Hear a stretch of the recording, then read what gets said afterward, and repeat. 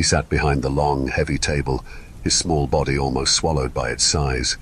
His eyes were glassy, stained with tears that had fallen on his freckled face. I walked over and sat down, gazing at the dark-haired boy, as his mother, with similar hair and features, held his small hand. "Derek, can you tell me the last time you saw your friend Jimmy?" I inquired softly. "I saw him at the edge of the woods," Derek stuttered, his hands clenching his mother's tightly. "He was looking in there and said he heard something." "Did you see anyone? Like anybody strange?" He shook his head. "I didn't see anyone, officer." "What about before that?" I asked, my mind flashing through a slideshow of little Jimmy's body, found in a shallow creek bed, the side of his head stained with a mixture of dried mud and blood. Each image paused in my mind before the next one appeared. "No, I didn't see anything," Derek said softly. His mom looked at me with concern. No parent wants to see their child questioned, no matter how gently, by a detective in a police station. "I promise, it won't be much longer," I said, trying to reassure her worried expression. I paused, carefully choosing my next question so as not to overwhelm the 10-year-old boy. "Did Derek say anything before he went into the woods?" "He said he heard a boy laughing in the woods," Derek sobbed, more tears welling up in his eyes. I handed him a tissue, and he wiped away the tears from his soft cheek. "He said it sounded like the boy was having lots of fun, and we tried to tell him not to go in there because we needed to go home." "Did he say he saw the boy?" "No one ever sees it when Kyle laughs in the woods," Derek squeaked, his eyes wide with fear. "No one can ever see Kyle until it's too late." "All right, Derek, go home. Just know that we're on the case, and we'll find out who hurt your friend," I replied, standing up and looking over at his mother, whom Derek was now gripping tightly. "Danny Patterson has put that scary story in his head," the mother seethed. "He came up to us at the grocery store and kept saying how Kyle loves to laugh in the woods."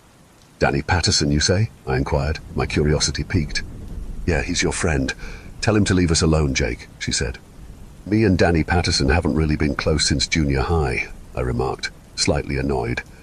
Even to this day, in this small town, and as a police officer, I was still associated with Danny Patterson, a drunkard who I only ever interacted with in the drunk tank or on the street, but I'll talk to him. "They should really just put a fence up around that creek," Sam said dismissively. If I hadn't been in the car and listening over the speakers, I would have shot him an annoyed look. It's a steep fall, and all the rocks below it make it even more hazardous. "I'm just as aware of that as you are, Sam," I huffed, passing the small gas station where we used to get soda and candy bars when we were wandering the small town looking for adventures. "This is the third time in 10 years a body has been found in that creek." "Yeah, because kids fall in it, and the town should do something about it." The kid said that his friend heard a boy laughing in the woods before he disappeared. "Oh God, not the Kyle loves to laugh in the woods bullshit again," Sam grumbled as I continued to drive past Dirkler Road's Church of Christ. "They've been saying that since we were kids." "It started when we were kids, Sam." "Yeah, it did, but that doesn't mean we have to obsess about a town's legend," Sam retorted. "Do you think some ghost kid bashed another kid's head in?" "Of course not. I want to know if someone else did, or if he fell into the creek bed like the others." As I was formulating a way to convey my annoyance, I saw something small, with dark hair, running across the road. My car was about to collide with it. I could see a boyish smile on the figure's face. "Shit!" I yelled, stomping on the brakes. The screech of rubber and pavement echoed through the car as I turned the wheel right. My car slid onto the shoulder and into the grass. "Jake, are you there?" Sam shouted as my heart raced. I quickly put the car in park and looked around, but there was no sign of the little boy. "Jake, do I need to call the police?" "I am the police, Sam." "Are you okay?" "Yeah, I am. I almost hit a kid." "Where are you at?" "I'm at the park close to the Dirkler Road Church." "Wait, you're going to the crime scene?" "I am," I replied, as I saw the ghosts of my childhood past. The sway of swings in the fall wind, the crack of branches scraping against each other in the canopy of the woods, and the sight of playground equipment. The once red slide was almost white from being sun-bleached over the last 20 years. The monkey bars were rickety and dangerous. Hardly anyone ever came to this playground. "I'll call you back. I'm going to check on the kid." "All right, call me back when you wrap up." "Sure," I said, hanging up the phone and opening the car door. The wind roared briefly as I looked around, trying to find the kid, but there was no sign of him. I began walking towards the playground, where I could see the tree line that led to the woods where Jimmy had gone before disappearing. and later being found dead in the creek bed. "Hey, anyone out there?" I yelled out. "I just want to make sure you are okay." I heard the snap of a few sticks, as if someone was running through the woods. I picked up the pace, awaiting a reply, but none came. When I said, "I'm with the police," the sound of small footsteps running continued from the woods. I stopped at the edge of the woods. More ghosts of the past came to mind, another slideshow playing in my head. Sam, Danny, and I running around these woods on a sugar high from candy bars and soda. "Kid, I'm not going to hurt you.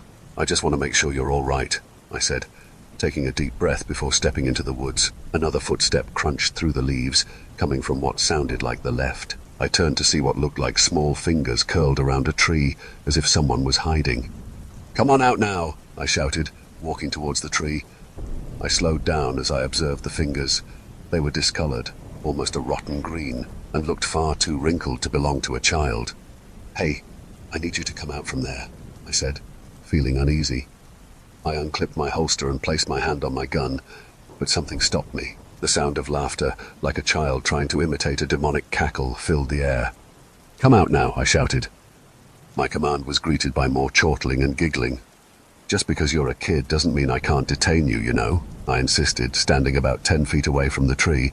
The fingers curled further, almost as if trying to dig into the trunk. The sound of heavier footsteps rustling through the leaves came from behind me. I pulled out my gun, gripping it tightly with both hands, and whipped around. A haggard man with a beer belly protruding from his deep red flannel shirt, his jeans stained with dirt and dead leaves. His dark beard and hair showed signs of aging, streaked with grey, and his heavy-lidded eyes met mine with surprise. "Jake, what are you doing here?" "No, the question is, what are you doing here, Danny?" I huffed angrily. "You know a crime happened here, right?" "Yeah, I know that. I'm here to get answers." "And how the hell are you going to do that?" I asked, turning toward the tree. The fingers were gone, replaced only by silence. No more laughter. "I'm handling the case."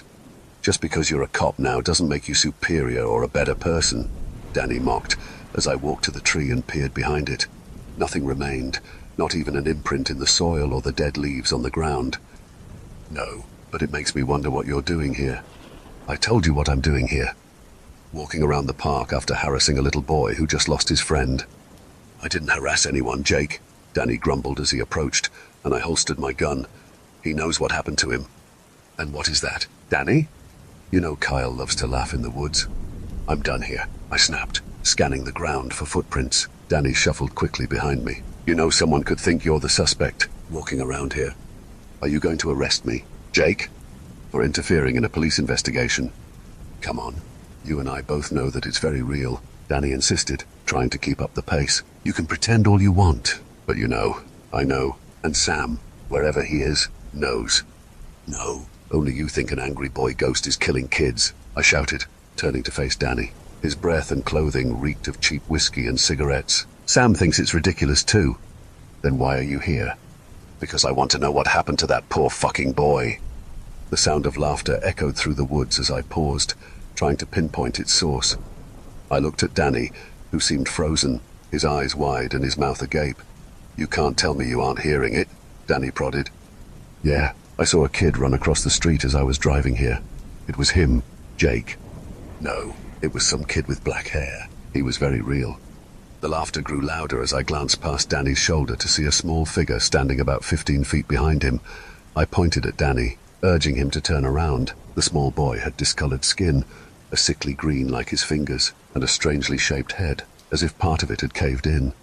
"Jake, it's him. You can't deny what you're seeing." "Stay right there, kid," I ordered, placing my hand on my gun.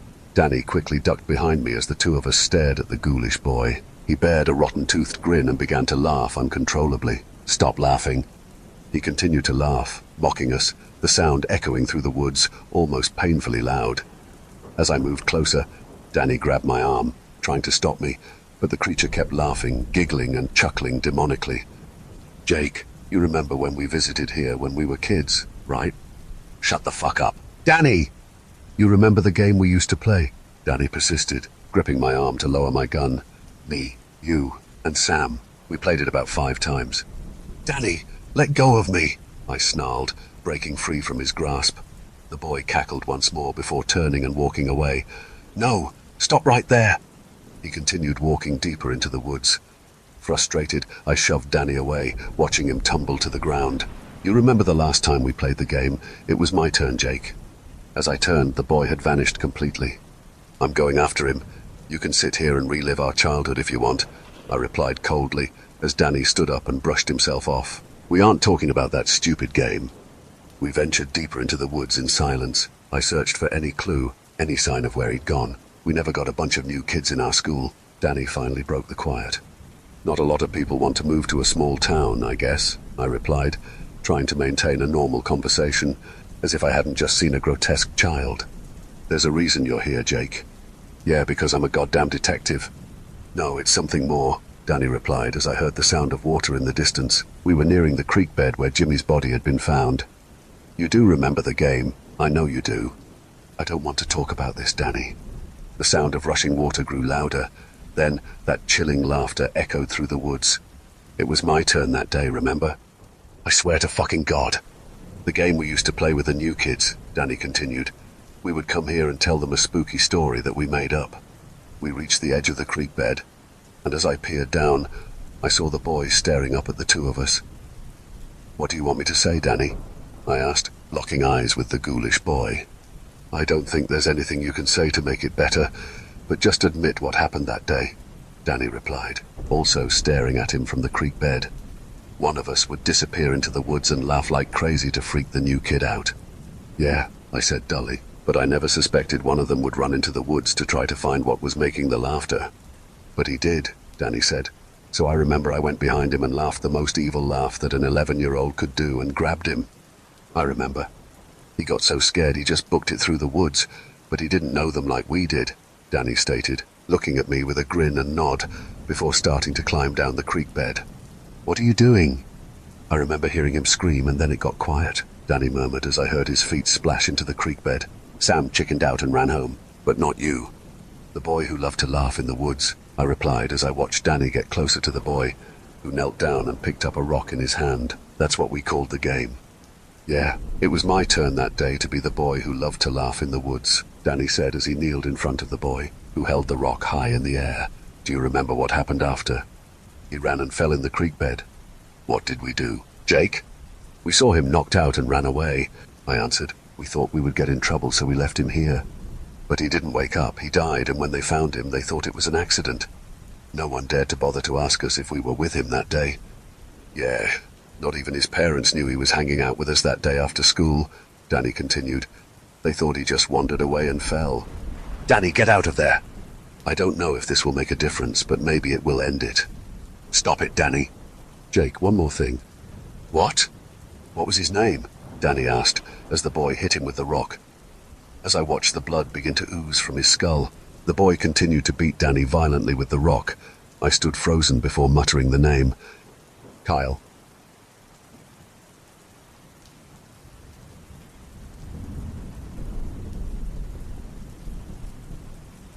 Well, it's time to head on home now, Rachel thought, grabbing her purchases in the checkout.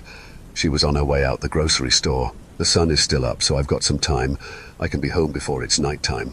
It was a late November evening. The sky was quiet, harboring a few last clouds. Winter was right around the corner, and with it carried the cold. With the cold came the night, and those nights grew longer and darker. By that time, lampposts lit up the small town, with some folks huddled in a well-known fast food joint. Others, stuck in their vehicles, glared at the traffic light. They waited for that light to go from red to green, so they could be home and be done with it all. And near the traffic light stood Rachel Patterson, young and tranquil. Her darkish hair flowed in the gentle wind as the cars zoomed off to be elsewhere. She had that smile that made you think she was everyone's best friend. Standing at the pedestrian crossing, Rachel watched and appreciated the sunset and its many hues, the magenta-shaded clouds. She imagined right there and then that when God made the world, he must have thought the sunset was one of his favorite designs. "It's beautiful," she considered, smiling at the sight. Rachel waited at the traffic light with groceries in her scruffy backpack. Her zealous mother had run out of her low-priced whole wheat bread and margarine, and she had volunteered to get some more.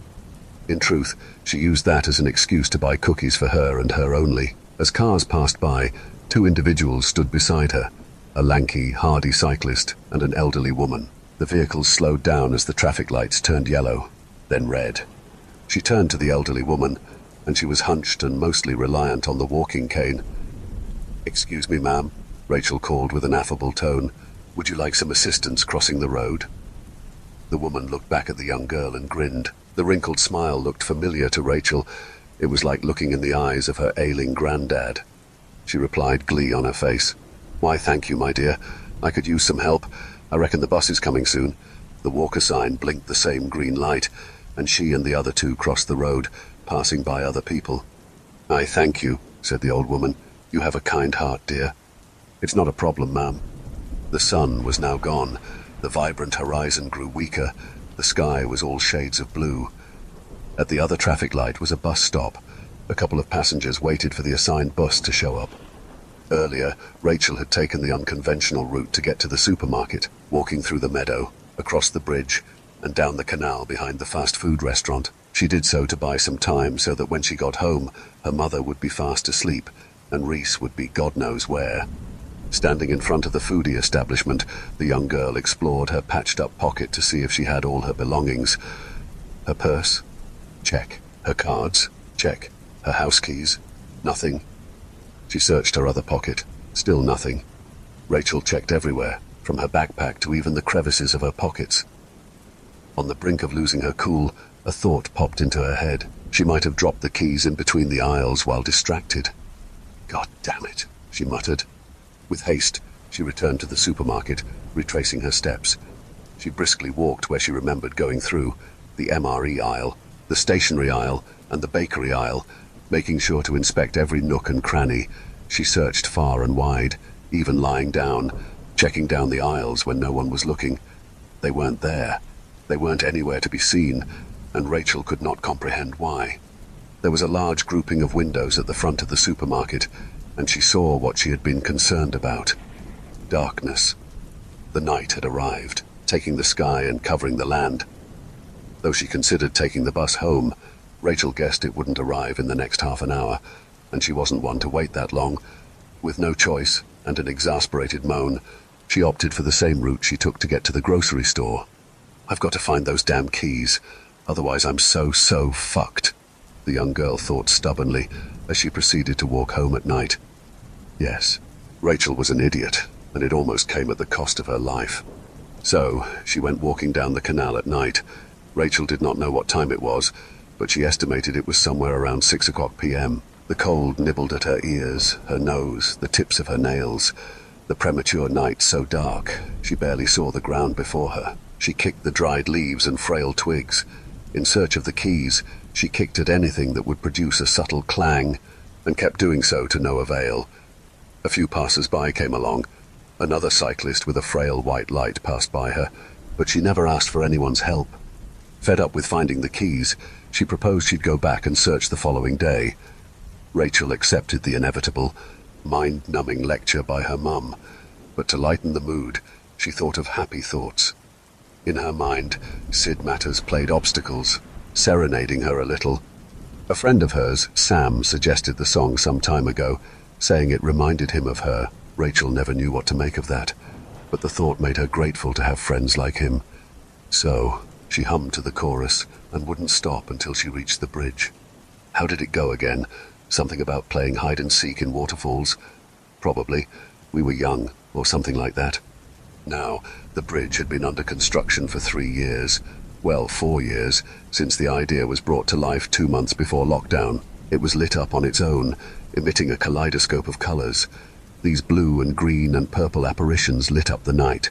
The bridge itself was steady and well built, despite Rachel's doubts. She walked across this bridge a couple of times before and swore she could hear the creaks of the anchors. She stared down the motionless river and instinctively clutched her purse. A thought popped into Rachel's mind, something about drowning in it, and she immediately dismissed it. Behind the main format of the bridge was a hill and a meadow. It was first intended to be a secluded golf course, though that got scrapped who knows how long ago. A miniature construction site was next to the peak of the hill. There was a shortcut which was closed off by the site. a beaten old path through the woods that led to the hill. Instead, she took the gates. She had to walk through a neighborhood she never knew the name of to do that. It was most likely the easiest thing she did that time. She reached the corroded gates. Here lies a path. To hell, she thought, joking around. Abandon all hope, ye who enter in. The canal had been too dark to see, but the meadow was practically pitch black. So dark, the abyss itself looked tangible. Rachel questioned if she had to do this. She'd never completely gotten over her fear of the dark. Mustering up what was left of her courage, she knew this was the only way back home. There was no turning back from there. And so, she opened the gates, which let out a squeaky, metallic shriek, and headed into the field. The sky was a black canvas with a hint of bloody red. It and earth fused to a nightmarish hellscape, and all the earthy colors the meadow had were vacuumed in the endless void. And the pale moon was set on high and at its fullest, and it had a haunting beauty that Rachel could not ignore. She watched it hung in the night sky, bold and lurid. No shining star to compete against, nor heavenly body to outshine, only it. On a rocky path the young girl stood, and surrounding her were shadows of trees and bushes contorting silently. As she began to trudge into the open land, she beheld the large object in awe, the moon a peculiar oddity in her eyes. She felt like a shrew being stalked by a great horned owl. She continued staring at it when she noticed something, a fuzzy ring that circled it. The 22-dig halo. At least that is what she heard from Sam about a few nights before. I was messing around in my backyard when I saw the damn thing, she remembered him explaining.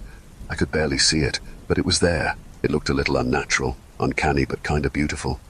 Sounds creepy, yet interesting, Rachel responded. What is it called? Some people call it the 22-dig halo. I suppose it's because it looks like a ring angels have round their heads. Others call it a moondog, but I like the former more. Or, this sounds fascinating, I'll say. You think I should check it out sometime? I reckon you should, Sam encouraged, although it's not a for sure occurrence. So, keep that in mind whenever you take a stroll at night. Rachel had seen throughout her teen years countless sunrises and sunsets, witnessed shooting stars and galaxies, and the occasional solar eclipse. At that very moment, all those experiences paled in comparison. The 22-dig halo was beautiful. Rachel knew that, but under the admiration, apprehension rose in her. As she kept glancing at the atmospheric phenomenon, she crept through the tall grasses. She squinted at the vague shape of a bush about 20 yards away. Every step she took made these damp, muddy squishes. Some let out a loud crunch. Ice had taken form in the soil. Muddy water entered through her inner soles. Her choice of footwear were drenched. By then she had reached the bush, and next to it were little pockets of white flowers. Here laid a beaten path that someone had made not too long ago. Ahead was a patch of dry grass and seed stalks that resembled wheat, and a tump where Rachel could better see part of the neighborhood she lived in. She had about to journey to the patch until she came to a halt. Looking back, she saw the huge trees swaying in the breeze. Rachel sensed something, a gut feeling. She resumed her journey, but could not help looking over her shoulder. A part of her was convinced something, or someone, was out there. But on the other hand, it might be the anxiety taking its toll on her. Rachel couldn't tell the difference, and that worried her even more. She arrived at the patch and walked up the tump, and she saw the glittering lights around the neighborhood. Rachel, a little less tense, looked over her shoulder and stared out at the field once again. She couldn't see much, so she squinted whilst leaning forward a little. Then she saw it. Something near the pine trees at the far end. It stood out from the background as this bloodless white speck. To Rachel, it seemed like some dog walker strolling through the field. But where are the dogs? Whatever it was, it remained in one spot, just standing still. She blinked a couple of times, further narrowing her eyes, and as she peered to that side of the meadow once more, she couldn't spot it anymore. It wasn't there. Though the figure was so vague that she wondered if it was ever there. It might have been a trick of the mind. Either way, she did not risk finding out. Thus, she picked up speed. She believed she was hallucinating. All the spooky stories were getting to her head, and she reckoned they're making her see things that are not there. However, she noticed her clammy hands trembled in the quiet, frigid air. Rachel glanced back and forth, squinting over the meadow just to see that white spot. She would occasionally see familiar speckle appear a bit closer than the last. She wore a cross necklace she used as a gimmicky crucifix. Whilst clinging onto it, she recited in her heart scriptures of protection. Verses like Psalms 23 and Psalms 91 and Psalms 121. You should use these prayers to chase out the heebie-jeebies, her mother told. As Rachel repeated the verses verbatim, she felt at ease at that moment. Still, that doubt lingered, and she could not extinguish it, no matter how many times she murmured, "The Lord is my shepherd," or, muttering prayers, she descended the tump, briskly striding through the path. She would arrive at a slope alongside a leafless thicket. The naked trees swayed in the rush of wind like a spirit-driven folk dance. There, she could make out the outline of a rusty fence and a couple outworn duplexes beyond that. Letting out an exhale of relief, Rachel cautiously came down the slippery incline. As she got halfway down the incline, she heard some rattling in the woods. Steps. Lots of them. She couldn't move. She did not want to. Her arms were like goose flesh. She just knew she was not alone. Her hearing heightened, and with it she heard various things around it. Nothing happened for a while. Maybe it's one of those deer passing by, she reckoned. Rachel did not know, but then she heard something else. A swift blow behind her until everything settled and complete silence took over. Then came a feeling of something behind her. Rachel did not want to, but she looked behind her. Before she could do so, she suddenly felt a strong strike on the small of her back. Knocked out of balance, she went tumbling down the soiled slope, landing on a bed of dry grass and twigs. Upon landing, she bashed her head on some thick tree branch, rendering her momentarily dazed. It was not long before Rachel had gotten her bearings and saw her bag destroyed, spewing out a few slices of bread in a newly ripped hole. She noticed something running down her cheek, and when she inspected it, it smelled like iron with a bit of earth. She heard it again, some wet footsteps that sounded like it was coming at her fast. "Nope," she shouted in an alert tone, gathering her things quickly in the mud-caked backpack. The girl arose when she felt a lightning bolt of pain in her left ankle. She tried bearing weight on it, but the pain was too unbearable, like a stray, rabid dog gnawing at her ankle to the bone. As she clutched her bag, she hobbled to the path that led her home. There was another steep rise closer to the canal and further to an opening of a dead end. But with that in mind, Rachel was in severe agony. Resuming her excruciating hike, the wind picked up, blowing at her and causing the streaming liquid to get in her eye. The current was so strong, it made the disoriented Rachel fall on her ass. Moaning and whimpering, she lied on the mud. She heard it again, more of the same sounds. They surrounded her, footsteps in the mud, movement within the woods. Something flew by faster than her eyes could see. The moon was in her view once more, and it had an eerie shine. The white sphere contrasting with the inky sky looked hypnotic, and that pale ring, that halo, suddenly became 2, then 4, and half a dozen, and many more. Rings within rings that grew brighter, circling the moon like an illusion spiral, a beautiful yet menacing sight to behold. In all the trepidation, she sensed her consciousness slipping away while looking at the halos. She felt like she was being put to sleep, though not in a relaxing way. As she was about to lose grip of her consciousness, a loud beep from a car snapped her out of the trance. As soon as she got back up again, the current picked up once more. Rachel, in excruciating pain, continued her perilous journey, despite the wind seemingly working against her. She limped. Her damaged ankle buckled under her weight. She limped. The wind blew at her as though it itself had a mind of its own, like a primordial god of the element heaving her with its heavy, invisible hands. "Fuck," Rachel hissed under her voice as she felt that sharp pain at the side of her foot. She had her muddy feet stuck firm to the earth as though anchoring them. Atop the incline, she heard something moving towards her. The wind had stopped then, and Rachel seized that opportunity to get on top of the slope. She knew that whatever was pursuing her wasn't going to stop, so she staggered through the rocky path, wincing. There was a fluorescent lamppost at the end of the stony path, said to be the oldest lamppost in the neighborhood. Salvation was a couple steps away. She was so close, but her useless fucking leg kept dragging her behind. Every step she took, she teared up. She felt the agony, that doom drawing near, that dread. "I'm gonna die," she told herself. "I'm gonna die." Rachel moved as quickly as her limp could let her. She winced over the pain, but knew if she stopped, she would face a fate worse than that. Clarity came into her mind. She was near the asphalt dead end, the lamppost visible from where she was at. Just one more step, just one more. It wasn't long until she found herself out the pathway. She made it, reaching heaven in the form of a bygone lamppost. As she shambled to the checkpoint, Rachel dropped beneath the ancient light, sitting up against the wooden barricade. She checked for her belongings for the final time, with her wallet intact and most of the whole wheat bread in place. Rachel gathered all her things when she heard leaves rattling from the darkness of the path. Something caught the soft glow of the lamppost. The young girl acknowledged it quickly and froze. She saw what looked like eyes staring back at her with no expression, but the longer she stared, she noticed they were lights, fiery white lights that grew in brightness. Then, out the darkness protruded two floating strands of pure white linen, slowly outstretched like murderous hands. They were long, stretching about 16 meters and more, but then came more of the slender wraps, worming their way to Rachel, and more came, possibly in the hundreds, the girl guessed. So many to Rachel, all she saw was white. They were so close to each other, they looked like one massive fabric covering part of the sky and land. "What the fuck?" she murmured as she desperately tried to crawl away. However, to her surprise, none of them came close to her. Whenever they proceeded to, they seemed to flinch like something was blocking them. Then all the strands retracted swiftly, and she saw it. The thing hovering over the uncut, wet grass. It was dressed in all white.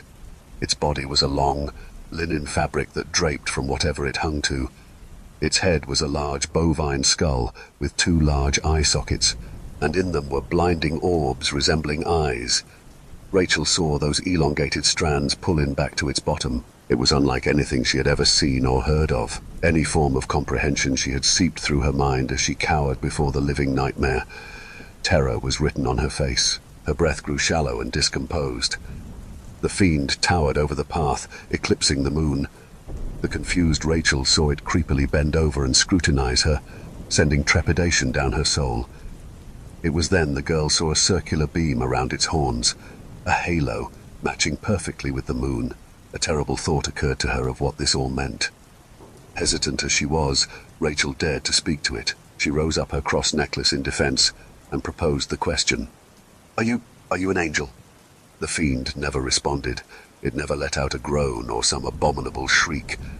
She inched backward a little more, only noticing it was not pursuing her anymore. She never knew as to why it didn't. Perhaps she never will. Then she saw the fiend descended gracefully, and as it kept its glower on Rachel, it retreated to the field, or whatever hell it came out of. Its halo dimmed slowly, and did so until Rachel could not make out the simple shape of it. The eyes were still there, watching her even when it submerged into the darkness, and before she knew it, it was gone. She found it nearly impossible to believe that she was left alive. After all the torment she went through, Rachel got to live to see another day. Without hesitation, she got her things and dashed away from the place. She shambled, shrugging off the twinge. Home was around the corner. She thought she could check how bad her ankle was then, but now she needed to get away from whatever monstrosity she saw. It wasn't until she reached halfway that Rachel felt worn out. Fighting the urge not to falter, she staggered until her knees tightened like rusted door hinges. She made it to the stairs, tripping over a few steps, but managing, and in no time she arrived in the comfort of her doorstep. From there she rang the bell and did not stop until she heard a familiar baritone voice. "I'm coming, goddammit!" Rachel stood on one leg, waiting for the door to be unlocked. A few seconds passed and it did, revealing a stout man with a vexed look in his strained, veiny eyes. His hoodie reeked of long nights with cigarettes and energy drinks. He was holding an opened Red Bull. This was Reese, and despite their feuds, Rachel could not have been gladder to see his grumpy face. Reese noticed how much of a mess his sister was, from the dried-up blood glistening on her cheek to the mud everywhere on her body. He eyed her up and down once and saw her balancing on one leg. "You look like you went mud wrestling with Kurt Angle," he commented jokingly. "Did you have fun?" Rachel scowled at him, waiting to get inside. "Yes, actually. I did have fun getting ankle locked in mud." "Right. Seriously though, what happened to you?" "I tripped." "You tripped?" Reese questioned, looking unconvinced. "Yes, Reese, I tripped. I tripped and I fell and got muddied up." "Well, that's one long fall you had." "Yeah." Rachel could not tell him what happened, as she feared she would sound insane. All he did was raise one eyebrow. "Just let me in." "All right." "Fine." Reese opened the door wider and helped Rachel with her belongings. As her brother locked the door behind, Rachel inspected her ankle and felt it had swollen a lot. "I don't want to know," he said. "I don't even want to know what you got up to at this time." Fine. It's not like you want to know. Where's Mum? She asked, wincing when she twisted her bad ankle by accident. In bed, he gave a short answer. He was gone for a little while and came back with a cold can of cream soda. Rachel! She looked up at Reese as he approached her. The mad lad tossed the soda pop at her. She caught it with little effort. She set it aside and began to untie her soaked shoes and tossed her socks to the side.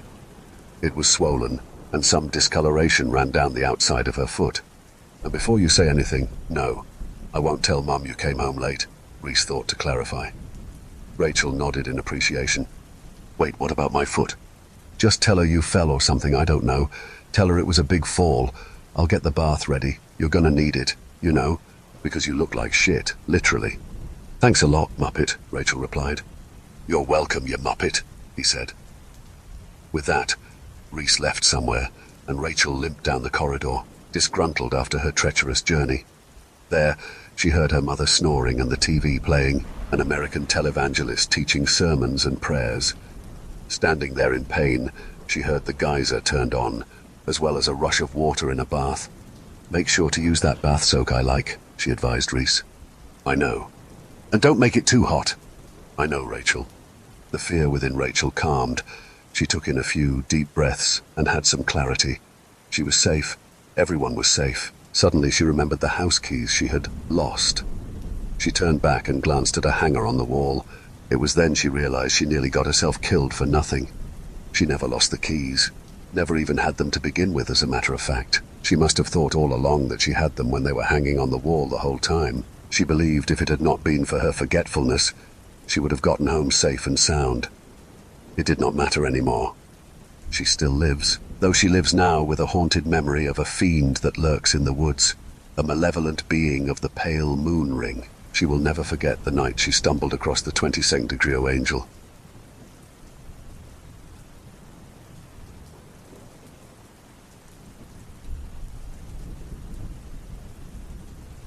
Finally, followed by a huge sigh of relief, is what I thought after setting down the cardboard box marked "My Stuff" in the living room of my new home. The relief wasn't that of any physical exhaustion since the house came furnished. It was more of a mental relief. Aside from the tedious search on the market for one that fit my paid peanuts salary, I could finally say I was out of that fucking apartment. Now you might think that's a little ungrateful and exaggerated, especially for those that have lived or are living in a shitty apartment. But trust me when I say mine was exactly that, shitty. From the garbage heating system to the repulsive growing mold on every corner.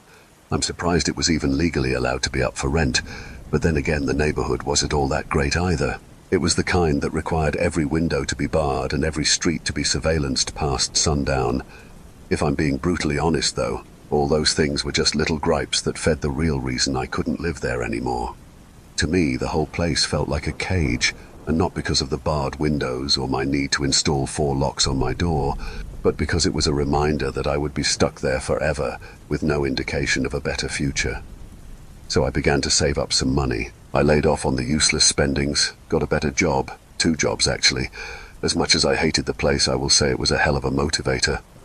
Anyway, during the time I was saving up to move out, I came across a tear-off flyer as I was taking my morning jog down to the park. It read "Home for Sale" in bolded red letters and displayed printed images of the home. 2 stories, 3 bedrooms, 2 baths. It was 10 miles north of where I lived, in a city you can say lacked the kind of excitement you'd find down here. Below there was the price, $140,000. This immediately got me questioning the liability of the flyer, but then, as if placed to diminish all doubt, all the flyer's labels except one blew loosely in the wind. I stared at it for a while and finally ripped the whole thing from the wooden pool and stuffed it into my pocket.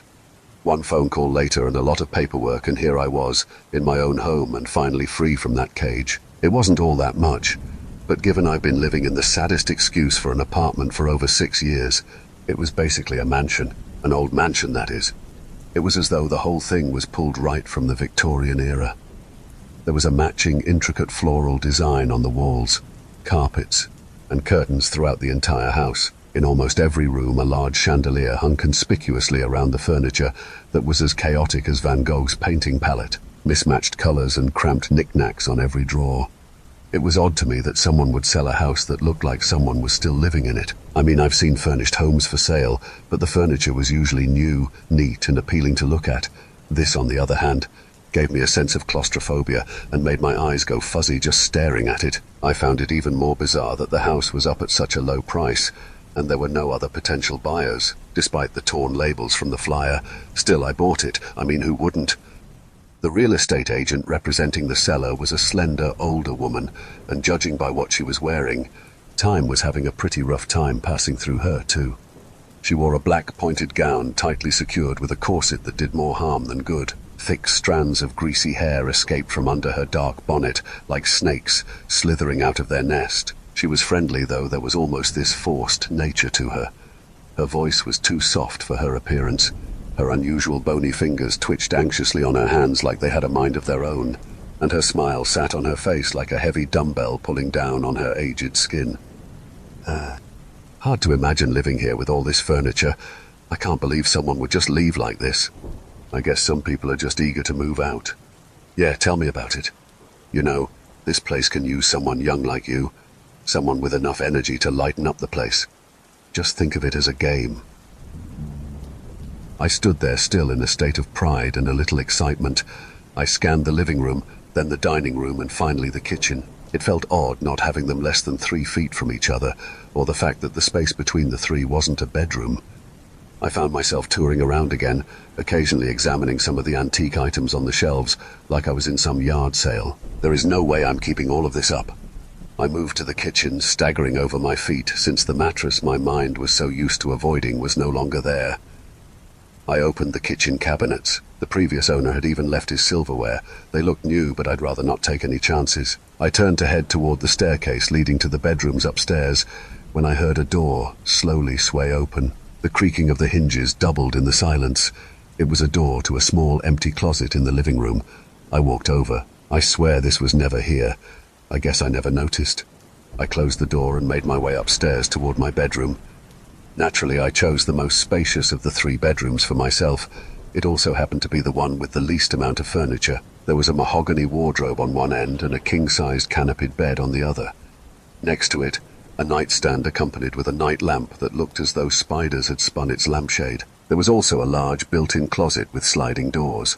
I slid the closet door open, half expecting it to be full of clothes and shoes, but it was empty. I guess the owner wasn't gracious enough to leave his clothes behind. Just then, I felt a cold breeze brush up against my neck. I turned, pawing at my neck. No windows. I can't remember what drew me to look up at the ceiling, but I did. I noticed a faint outline of an attic door above me. The ceiling was high enough so that no normal person could reach it without some sort of elevation, and there was no drawstring to pull down a ladder either. The saleswoman never mentioned an attic.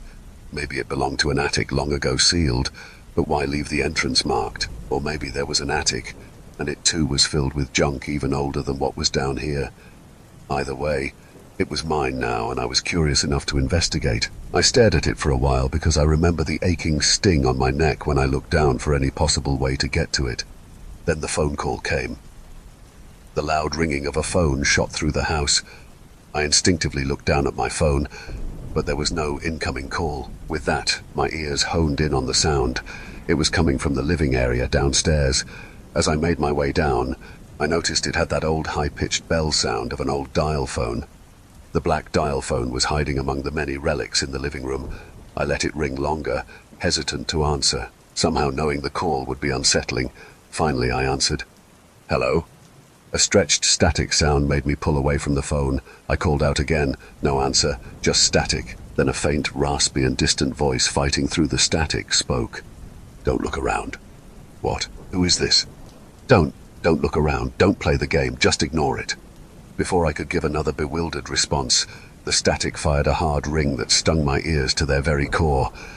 I dropped the phone in pain, shutting my eyes so tight I saw white. In a fit of rage, I pulled the whole thing right from where it laid and threw it against the wall. It shattered.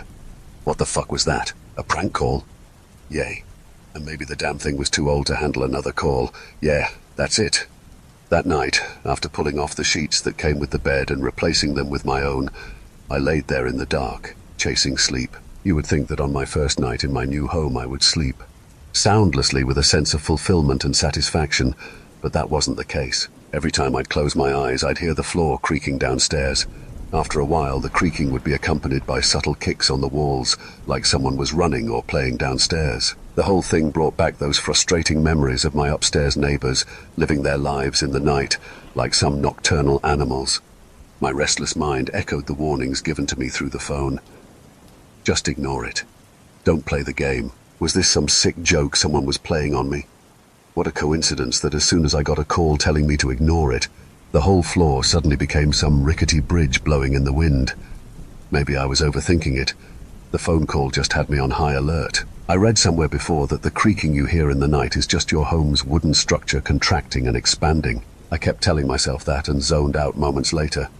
The next morning I quickly noticed that the weak flooring was permanent. Everywhere I stepped, the floor would creak, despite it not ever doing that the day before, or the times I was in the house with the saleswoman. I also began to notice other changes or gripes I hadn't noticed before. The floral designs on the walls, carpets and curtains were faded like if someone had laid a veil of permanent dust over them. The silverware, along with most of the antique items, appeared older, splotches of grime and millions of tiny imperfections all over them. I even found some of the items rusting. The furniture appeared worn out and dirty, which gave me a slight feeling of disgust. The house itself had this smoky aroma that reminded me of old books. I would be lying if I didn't say regret crept into my mind then, or that my eagerness might have blinded my senses, but it was still far better than my apartment. In the days following, I focused on cleaning out the house of all those antique items. After the phone call, the items started to rub me the wrong way. They felt alive, like each one had permanently open eyes. Despite my efforts to take them down and shove them into one of the bedrooms, I'd still get the sense that someone was watching me. I would turn, but again there would be nothing there. Once I was so certain something was watching me from behind that I turned a corner pretending I didn't know. Then, like a little kid anxiously waiting to scare someone, I peeked my head out from the corner, waiting to see what or who would come out. Of course, nothing ever came out. I looked so stupid, and I knew then that I was becoming paranoid. The kicking and creaking continued every night, which was something I was failing to get used to. I bought some earplugs and even tried to sleep in different bedrooms to see if that would change anything. It didn't.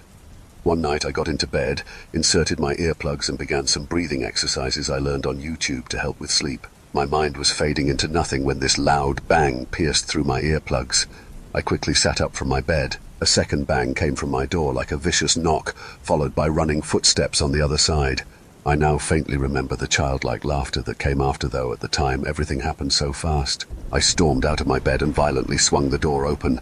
I looked down the hall. "You think this is funny? Huh?" I screamed from my door.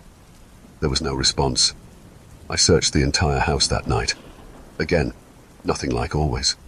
I wasn't scared and never once thought the house was haunted. That isn't real, right?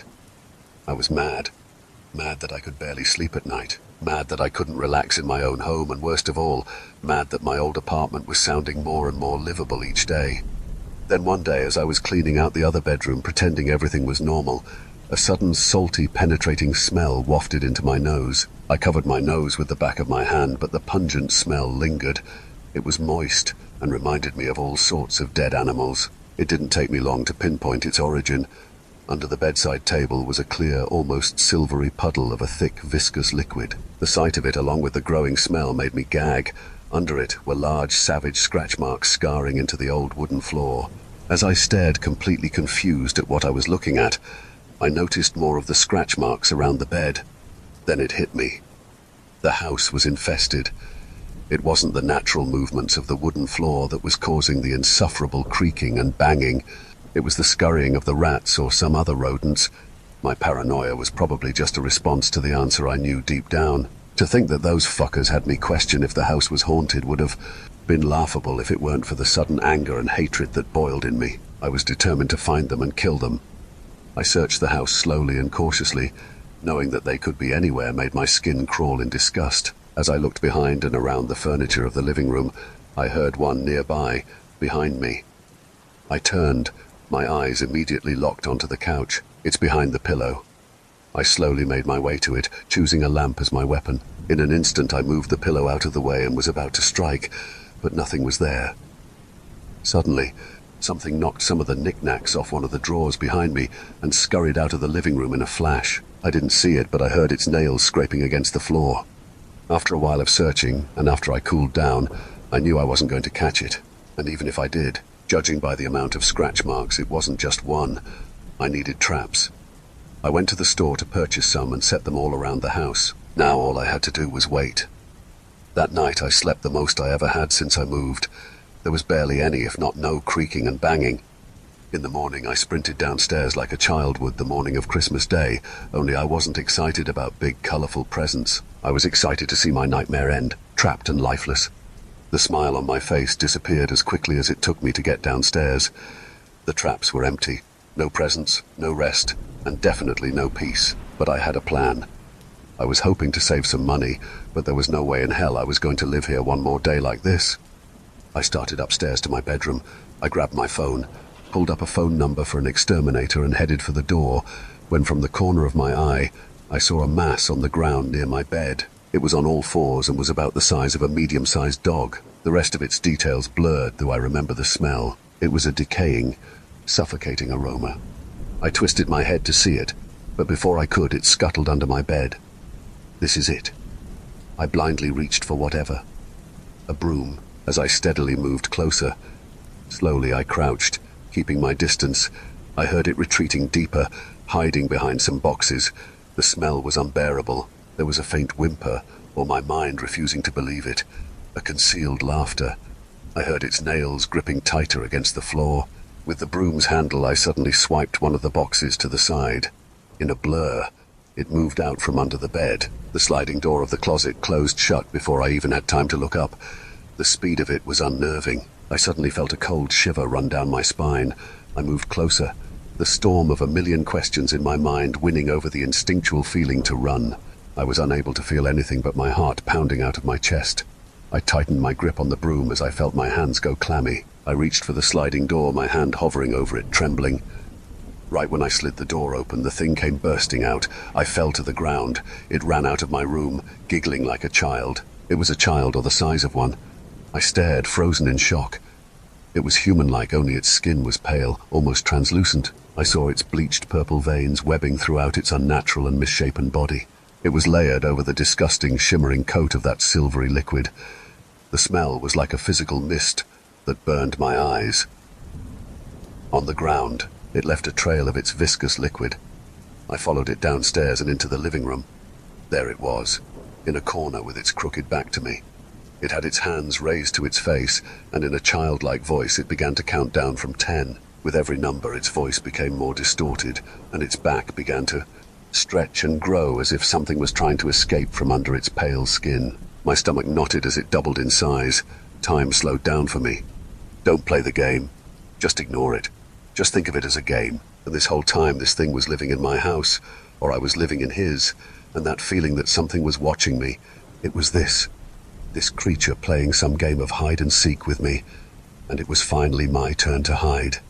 Before it could finish its sick, distorted countdown, I found what courage I had left and ran blindly upstairs. I heard it finish and give a gargling, deep laugh.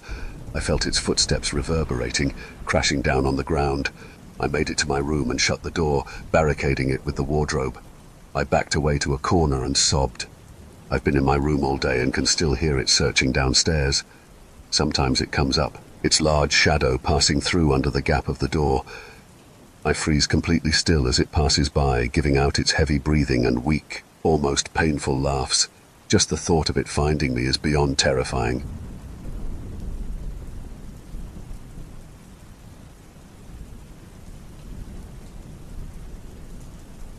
Two years ago, my best friend Maggie vanished. One night, she was out with friends celebrating finals being done, laughing, living, just a college kid letting off steam. And the next morning, gone. She was driving home to visit her parents for the weekend. Her car was found empty on a remote highway just outside of Meridian, Idaho, miles from town. The police combed the area, but their conclusion was maddening. She'd been drinking with friends. We know that much. Something happened on the road. She stopped, went looking for help, and probably ended up succumbing to nature. Maggie probably had a drink or two after finishing finals, but no way she was drunk driving, if that's what they were insinuating. That wasn't Maggie. Then one of the idiots even suggested she'd just taken off, like she'd decided on a whim to leave her life behind. But I knew Maggie. I knew she would never just disappear. I knew something had happened to her, something dark. The police haven't made any progress and consider Maggie's case cold. I feel terrible for her and her family. Every time I pressed the police, I'd get the same tired answer. These things happen sometimes. I knew better. Maggie didn't just wander off, and neither did the two other college kids who'd vanished over the past 5 years after nights of partying, found only by their abandoned cars along these lonely mountain roads. Someone was out there, lurking, and if no one else was going to do anything about it, then I would. Or I guess I'd try my best. When my grandma passed away earlier this year, she left me an inheritance. It wasn't a fortune, but it was enough to change my life. Enough that I could take a break from work. Enough that I didn't have to worry about paying rent for a while.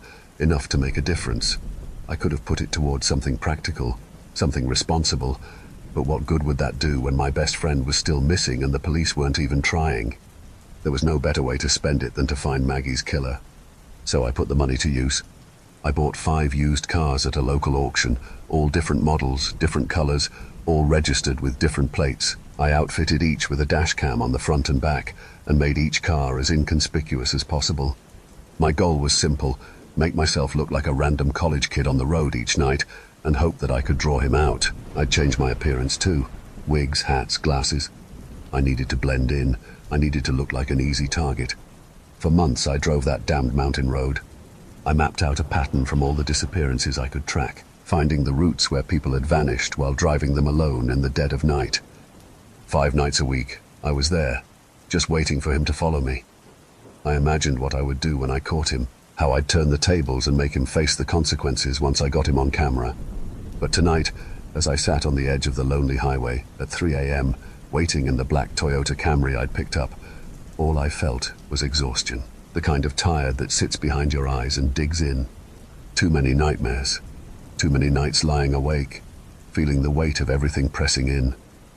Part of me thought about skipping it tonight, but I couldn't. I couldn't risk missing him. I climbed into the car, threw a thermos of coffee onto the passenger seat and set off. The road was empty, silent. The only sounds were the hum of the engine and the occasional rustle of branches in the breeze.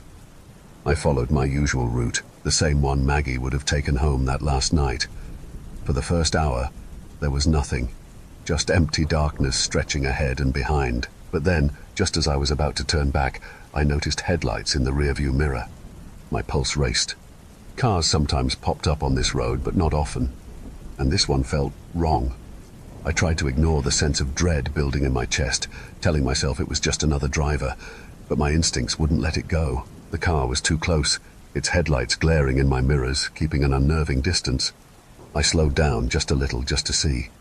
The car behind me slowed too, matching my pace perfectly. A chill crawled up my spine, but I kept my expression calm, my hands steady on the wheel. This was it. This had to be it. I eased off the gas, letting my speed drop even further, almost to a crawl. If they wanted to pass, they'd have their chance. But they didn't. They stayed right behind me, hanging back just far enough that I couldn't make out the make or model of the car. The seconds dragged on, my heartbeat loud in my ears. I told myself to reach for my phone, to start recording from my POV as well, but my hands were frozen. I was too scared. I kept my eyes on the road, feeling my pulse thundering in my temples. And then, just as suddenly as they'd appeared, the headlights veered off onto a side road, disappearing into the trees. I let out a breath I hadn't realized I'd been holding, feeling the tension drain from my body. Relief washed over me, followed by a sickening disappointment. Maybe it wasn't him. Maybe I was just scaring myself. I pulled over at a small turnout, resting my forehead against the steering wheel, my eyes stinging with exhaustion. My mind raced with doubts, questions, anger. What if I was wasting my time? What if Maggie was truly lost to something I could never find? The world was silent, pressing in on me, but I forced myself to take a deep breath and close my eyes, just for a moment. I thought I'd rest for a few minutes, clear my head. Then the sound of gravel crunching snapped me awake. I looked up, heart pounding, to see headlights creeping up behind me. My blood ran cold as I recognized the car. It was the same one, back again. They'd been watching, waiting. I felt a surge of fear and anger as the driver's door opened, and a figure stepped out. A tall, Stocky man in a white shirt. He didn't hesitate. He was sprinting toward me, his steps heavy and determined. Panic took over, and I fumbled with the keys, my fingers trembling as I jammed them into the ignition. The engine roared to life, and I slammed on the gas, the tires spinning on the gravel before gripping. I shot forward, the headlights disappearing behind me as I sped down the road. In the rearview mirror, I saw him standing there, his face twisted in anger or disappointment. I couldn't tell which, but I'd seen that look before, on other men, other nights, the look of a predator who had just lost his prey. My hands were shaking as I drove, adrenaline flooding my veins, my mind a whirlwind of fear and fury. I'd been so certain I was in control, that I could outsmart him, but in that moment, I realized how wrong I'd been. I'd been playing with fire, and it almost consumed me. I kept driving, my eyes darting to the rearview mirror every few seconds, half expecting to see those headlights reappear. But the road remained empty, stretching out ahead of me like an endless dark tunnel. It was only when I reached the lights of Meridian that I finally pulled over, my entire body shaking as I gripped the wheel. I sat there in silence, staring into the darkness. I still didn't have the answers I wanted, but I felt like I was closer to finding the truth about what happened to Maggie. One thing was abundantly clear. He was still out there, waiting for someone else to stumble onto that road, another college kid, just like Maggie. Honestly, I'm a little overwhelmed tonight. I'm going to go get the USB memory cards from my dash cameras in the morning. I'm not ready to look at what's on them yet. I know once I do, there's no going back.